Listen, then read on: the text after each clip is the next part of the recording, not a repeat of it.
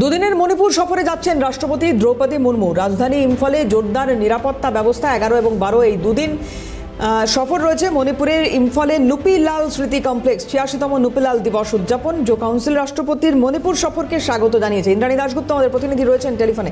কি জানা যাচ্ছে ইন্দ্রাণী?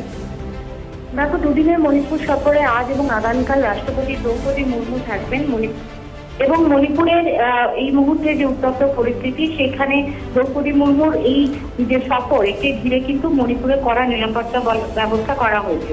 বিশেষ করে মণিপুরের যে রাজধানী ইম্ফল, সেখানে অত্যন্ত কড়া নিরাপত্তা বলয় এগিয়ে দেওয়া হয়েছে ইম্ফলকে।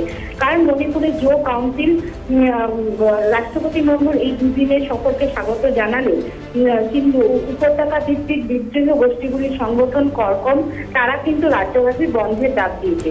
কুকি জো এবং মৃতদের মধ্যে জাতিগত সংঘাত সমাধানের সাথে আলোচনা করে আসা কেজেডিসি, তারা কিন্তু এই প্রধানমন্ত্রী সফরের পর রাষ্ট্রপতির এই সফরকে অভিনন্দন জানিয়েছেন এবং এতে মণিপুরের শান্তি শৃঙ্খলা এবং উন্নয়ন অত্যন্ত ত্বরান্বিত হবে বলে আশা করা হচ্ছে। কিন্তু করকম, তারা যে এই রাজ্যব্যাপী বন্ধের ডাক দিয়েছে তা নিয়ে কিন্তু অত্যন্ত উদ্বিগ্ন প্রশাসন।